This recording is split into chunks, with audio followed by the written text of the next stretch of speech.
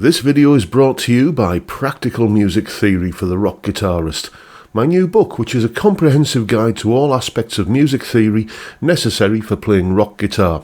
From blues to the cycle of fifths, from understanding and using modes to choosing the right notes for a melodic solo, from pentatonic scales to chord construction and keys. It's all covered in a clear and concise manner. With accompanying video demonstrations, jam tracks and tabs, you'll learn to use the knowledge you gain in accessible ways that make sense for less than the cost of a few guitar lessons. Check out the link in the description for more details. Hello chaps, welcome once again to John Robson Guitar Tuition. As always, I do hope you're well. It's Tuesday today and that would normally mean we're doing a top 5 list, but yeah, there's just too many to squeeze into this one, so it's a top 10. Occasionally I will do this. I'll expand a top 5 into a top 10. And you've seen the thumbnail and the video title already, so you know what I'm talking about. My favourite guitar solos of all time. I'm amazed I haven't made this video already. I've done my favourite guitar instrumental tracks and my favourite guitar albums and this, that and the other, and my favourite solos in a particular genre, but I've never done my all-time favourite guitar solos, and that's what we're about today. All of these solos, you can check them out for yourself, the links are in the description, so let's see what is kicking off the list. Rose Room by Charlie Christian. Yep, this is the one that started it all really, not in terms of me discovering electric guitar, but in the electric guitar becoming what it is today, I suspect.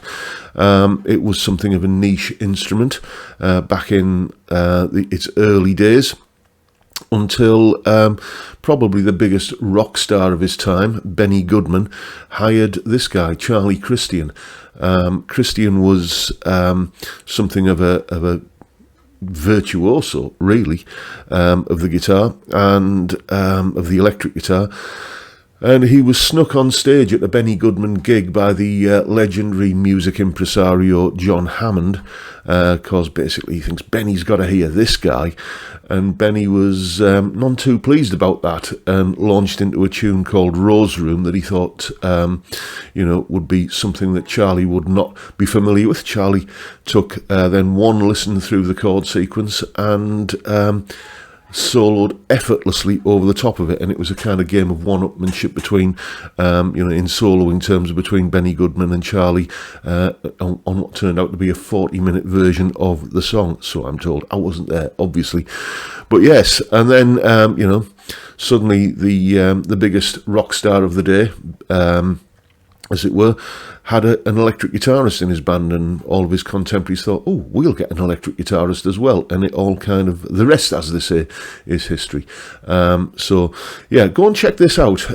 It's, despite the grainy recording quality, it still sounds, I think, very fresh and very modern. You hear kind of blues and jazz guitar solos that don't sound too different from this, even today in 2024. So there you go, Rose Room by Charlie Christian. Next, Black Rose by Gary Moore. Yeah, there had to be a Gary one on here, didn't there? I could probably fill up this top 10 list and another 10 top 10 lists with Gary Moore solos.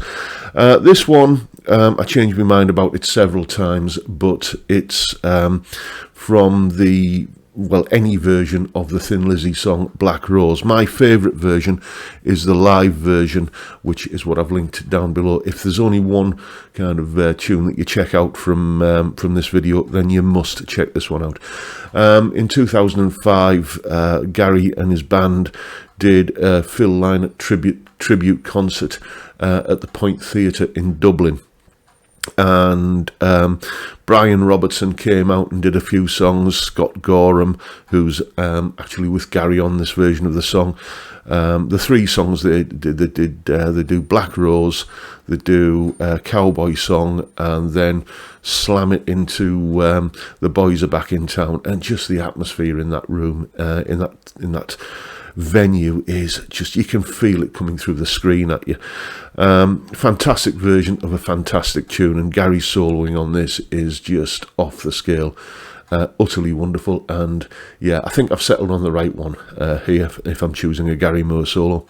Next, Johnny Be Good by Chuck Berry. Now this is the one that really did start it all for me. I remember we did a school project when I was in primary school about the Voyager space probe thing. When was that? About 1977. It was the year before I started playing the guitar. But a year when you're that age is just like, it's a year seems like a week now, doesn't it? But a year back then felt more like, a lifetime. And the Voyager space probe had various human artifacts of our civilization on board to send out to any recipients that might be out there, little green men, basically. And one of those was Chuck Berry's recording of Johnny B. Good, and we listened to this in our classroom, and sometimes when a piece of music just stops you in your tracks, oh my dearie me, what is that? Well, that was very much with this, and it's like I'd always loved the sound of the guitar and always wanted to maybe one day, kind of have a guitar and what have you, but I think this is probably what swung it for me. We've all heard so many, kind of pub band covers of this song that it's often easy to forget just how electrifying the original is. If you haven't listened to Chuck's original version of Johnny B. Good in some time, then go and check it out. You will not be disappointed, and you'll be amazed at just how electrifying and fresh and just exciting it still sounds after all these years. So yeah, that one had to be on the list. Next, Key to the Highway by Eric Clapton and Duane Allman. the album that turned me onto the blues is Layla and Other Assorted Love Songs by Derek and the Dominos, and just the high point of that album. There are many high points. Nobody Knows You When You're Down and Out, Bell Bottom Blues, Have You Ever Loved a Woman, Any Day, loads of great tracks, but the standout one is Key to the Highway. Just an impromptu jam that I'm told the story that it's that the band were just jamming, and Tom Dowd, who was in the control room, thought we've got to capture this on tape, and sort of pressed record after the band had started, which is why this track has quite unusually a fade in rather than a fade out. But just again, one of those recordings where through the medium of magnetic tape onto vinyl, and then coming down a stylus, which is how I first heard it, you still manage somehow to absorb the atmosphere in the room. You can almost smell the cigarette smoke and the whiskey fumes. Just an absolutely electrifying performance. If I had to pick my favourite blues track of all time, it would probably be this, because basically it was the tune that introduced me to this wonderful genre, and Eric and Duane are absolutely on fire on this. Had to be on the list. Next, Hotel California by Don Felder and Joe Walsh. there is a reason why guitar magazines every so often hold readers' polls of their favourite guitar solos, and this one is either in the top slot or in the top 5. I think I remember 2 guitarist magazine polls that put this at the top slot. It's just wonderfully melodic playing. There is that part of me that really hopes that it was just a spontaneous kind of over to you, Joe, over to you, Don, kind of thing. Obviously it wasn't. It's mapped out and worked out in detail. You don't improvise those kind of harmony parts like they did on there, but it has that feeling of spontaneity, which quite often predetermined guitar solos, pre-composed guitar parts can sometimes lack. This really does have that sort of back at you kind of guitar duel feel about it, and it's that most wonderful of things. It's a guitar solo that you can, after you've heard it a couple of times, you can almost hum it. It's catchy, it's melodic, it's utterly wonderful, and it had to be on the list. Next, Tunnel of Love by Mark Knopfler. Yes, Tunnel of Love by Mark Knopfler. Not the original studio recording, that is good. And not even the Alchemy live version of it, and that is even better. The version that I've linked to down in the description is the version from the Brothers in Arms tour. There was, in 1985, they had a gig that was on TV. I think it was, everyone remember the Channel 4 music show, The Tube? It was a Tube special, where they just televised this gig at Wembley Arena, and the version of Tunnel of Love on that for me is the crowning one. That's the best version of the song. It's a lot longer. Live versions tend to get more and more bloated. I think it's about 16 minutes long, this version, and Mark's solo on the outro is just phenomenal.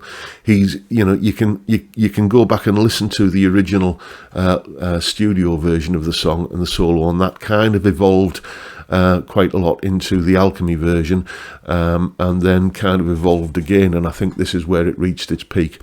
Beautiful, beautiful, melodic, tasteful, just wonderful guitar playing from Mark. One of his best solos ever, I think, and there had to be a Mark Knopfler solo on the list, and that's the one I chose. Next, Comfortably Numb by David Gilmour. Yeah, now take your pick with this one. The first solo in the song is just so beautifully melodic. The way he kind of comes in on that high F sharp note, the major third of the D chord, and just tells a beautiful story with with his solo over the next 8 bars or so. That is fantastic. And then you've got the utterly jaw-dropping outro solo. What he manages to do especially on that solo, is that he conveys, I think, the emotional content of the song. He always seems to be just on the verge of reaching for something that's slightly beyond his grasp. I don't mean that he's trying to play things that he can't play, but he just conveys that sort of sense in his playing, that sort of yearning and reaching for something that isn't quite there. And it's utterly gut-wrenching and just spine-tingling, I think, and whatever other cliche you can think of to describe it. You know what this solo sounds like. It's a fantastic piece of work. And you probably knew it had to be on this list, and it is. Next, Kid Charlemagne by Larry Carlton. Yes, there had to be a Larry Carlton one on here. Larry was a bit of a slow burn for me. I was hearing lots of people talking about this fantastic American session guitarist, Larry Carlton. And he plays, like, he's got his own albums out, and he's done a version of Layla. Well, yeah, I heard his version of Layla, and I got to tell you, if you like the song Layla, then do yourself a favour, don't listen to the Larry Carlton version. It's it just doesn't do the song or himself any favours. But then I started hearing, his other work. I mean, tunes like what was it? It Was Only Yesterday, and Room 335, and Don't Give It Up. That's when I started kind of taking notice and thinking, yeah, this guy's really good. Tasteful, melodic, and like laser precise with his playing. And I think the best instance of all of those attributes that Larry brings to the table is in his work with Steely Dan, and the best example of that, I think, is the Kid Charlemagne solo. Just fantastic playing, and again, one of those solos that you can hear it a couple of times and you can almost hum it. Really gets the job done. And if I was going to pick a Larry Carlton solo, and I had to, it had to be that one. Next, Stray Cat Strut by Brian Setzer. Very much the guitar solo which introduced me to jazz. I didn't know it was jazz at the time. I had something of a, when you're an adolescent, you kind of get really fixated on certain things, don't you? You especially when you're at school, and I don't know if it's like this where you were, but music was very much a tribal thing at our school. You were either a mod or a rocker.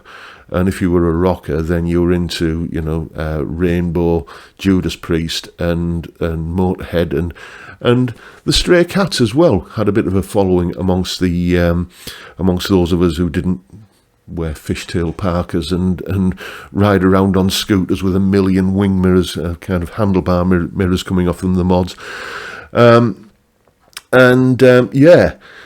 Rock This Town, I think I actually wore out the old 7-inch vinyl single of that. I listened to it so many times. And then waiting for the next Stray Cat single to come out, and it was Stray Cat Strut. And it's like, oh, hello. This is a bit different, isn't it? It certainly wasn't Rock This Town or Runaway Boys Mark II. It was just something entirely new, and I just perceived it as sounding like spooky, those spooky chords that he's playing, and those kind of spooky and scary guitar licks that he's playing. I didn't know he was playing whole tone scales and augmented chords and that kind of stuff. Obviously I didn't, but it introduced me to that musical vocabulary, and in a way that was very palatable. This is probably the last time anything remotely jazzy got into the top 40 in the UK, so that's something to be celebrated. The B-side of Stray Cat Strut as well, talking about Layla there, the Layla album, which got me into the blues. This is also another contender. The B-side of Stray Cat Strut is called Drink the Bottle Down, featuring Lee Rocker, the bass player, on vocals. Not his finest hour, it has to be said. But Brian's guitar playing on that is just off the scale as well. Absolutely electrifying slow blues, but I'm going to go with the A-side here, I think. The soloing on Stray Cat Strut. Again, masterful stuff. Had to be on the list. Next. Sometimes I Feel Like Screaming by Steve Morse. Yes, now I was sort of aware of Steve Morse because of, I guess the Friday Rock Show on the BBC. The theme tune to that it used to come onto every week was an old Dixie Dregs thing called Take It Off the Top. And then, various tunes. I think I ended up getting the album. What was the album called? Can't remember. I can picture the cover in my mind, but I can't remember the album's title. Age is a Cruel Mistress.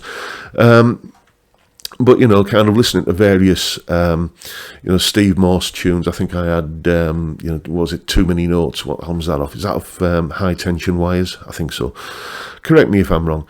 But then, he joins Deep Purple. And I was listening to Planet Rock one day. And I think it was the Tank Montana show. Anyone remember him? And this track came on, and it was the live version.